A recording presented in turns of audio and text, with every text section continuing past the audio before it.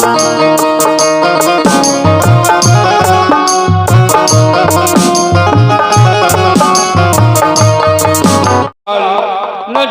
तो लग जाएगी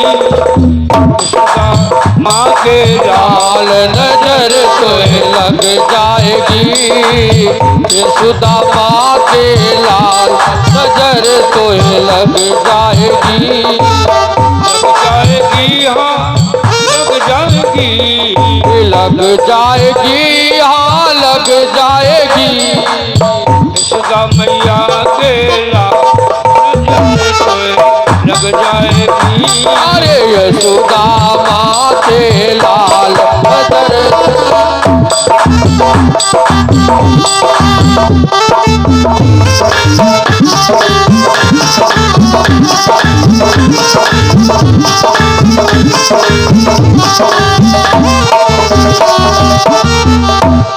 नजर तुम्हें लग जाएगी।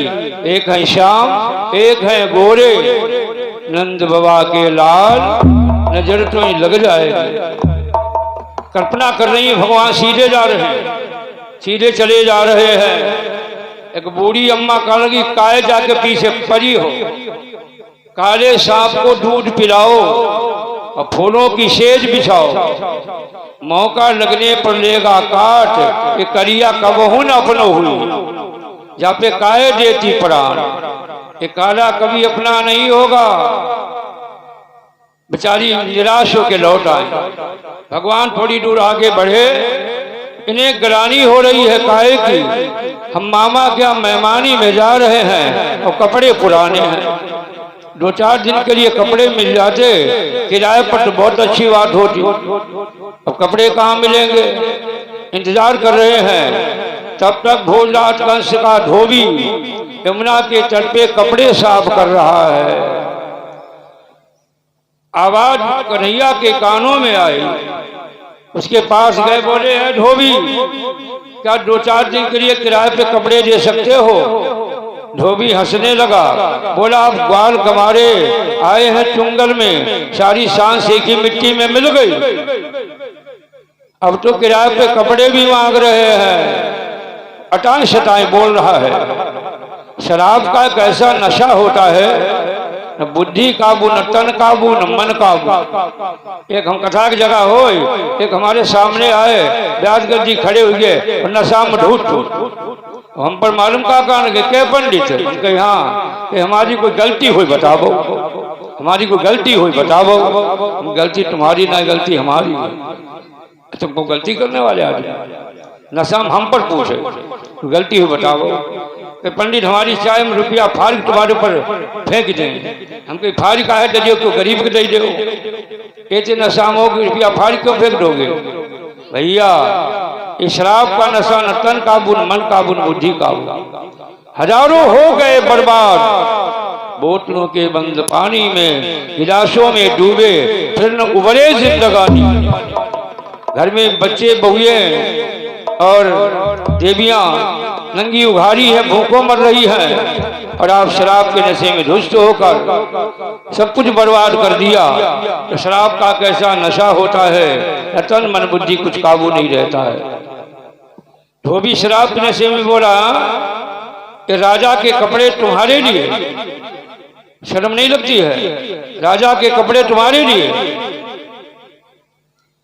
बलराम बोले भैया इसकी बाड़ी में अब संभवता आ गई है, इसका अंतकाल कर दो।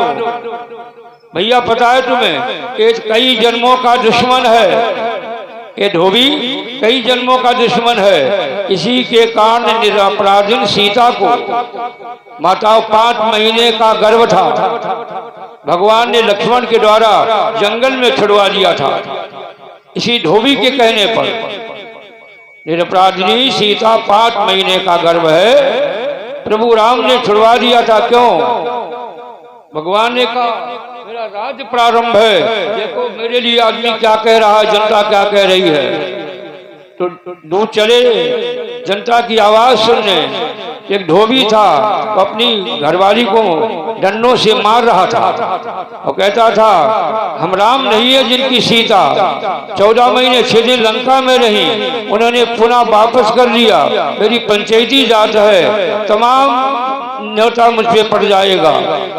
ये बात जब बताई आकर दूतों ने, उसी वक्त भगवान ने सीता को जंगल में छुड़वा दिया था।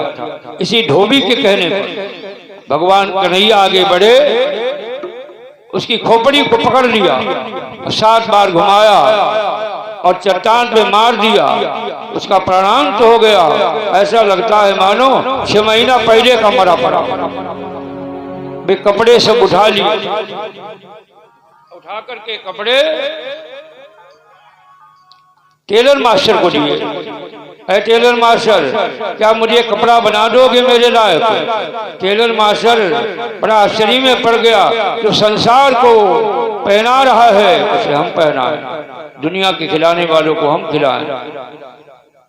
अजब वो है रान हूँ भगवन, इसे सेवा में लाऊं मैं। अजब है रान हूँ भगवन, क्या सेवा में लाऊं मैं। अजब है रान हूँ भगवन, तुझे मिलाऊं मैं।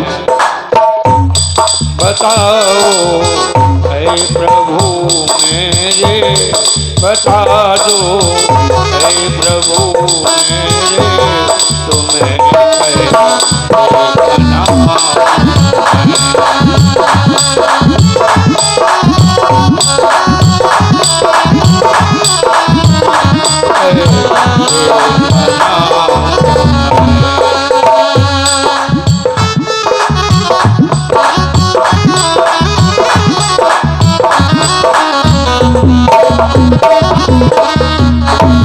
ऐसे अजब हैरान हूं, दुनिया को जो खिला रहा है भैया, उसे मैं कैसे खिलाऊं? फिर भी जो मेरे लायक उचित होगा मैं कपड़े बना दूंगा, आओ दर्शन कर लो। टेलर मास्टर ने जिसको जैसा उचित कपड़ा था काट कूट करके बनाकर पहना दिया।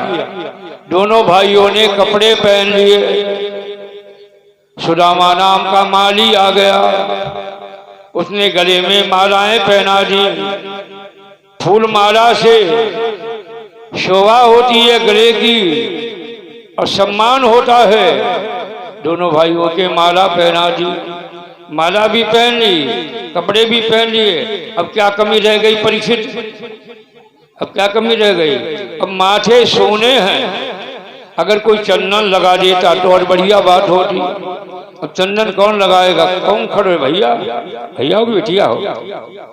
कैसे जमुआ ठाड़े?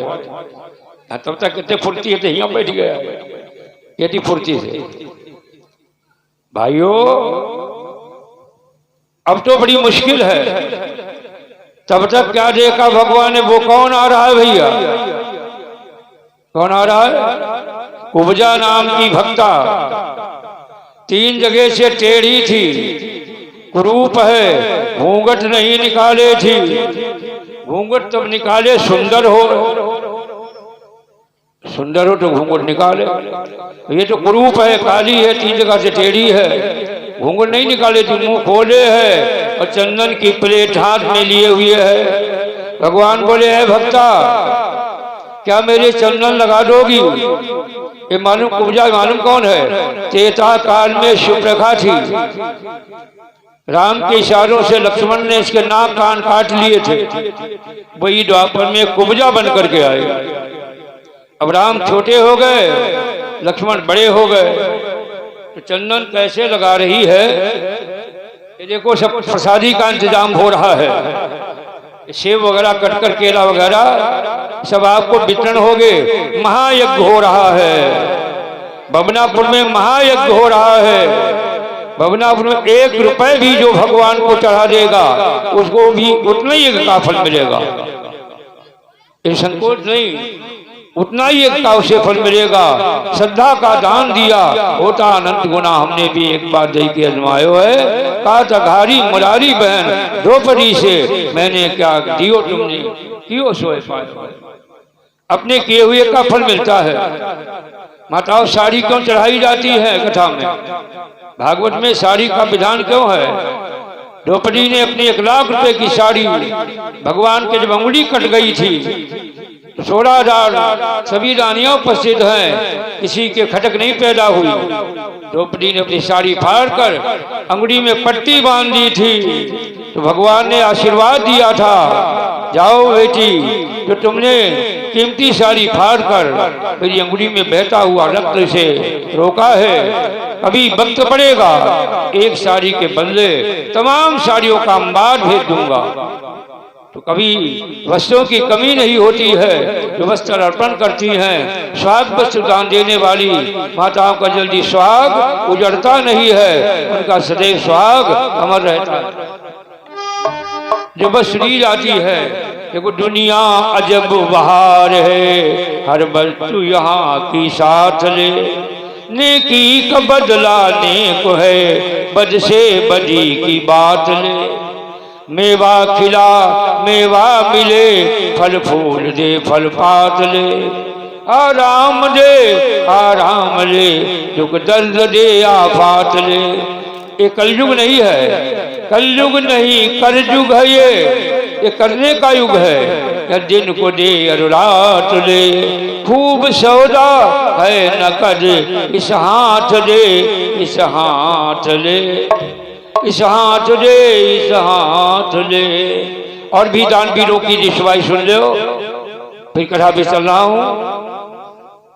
धन्यवाद है दानवीर भक्तों के लिए, अमर रहो।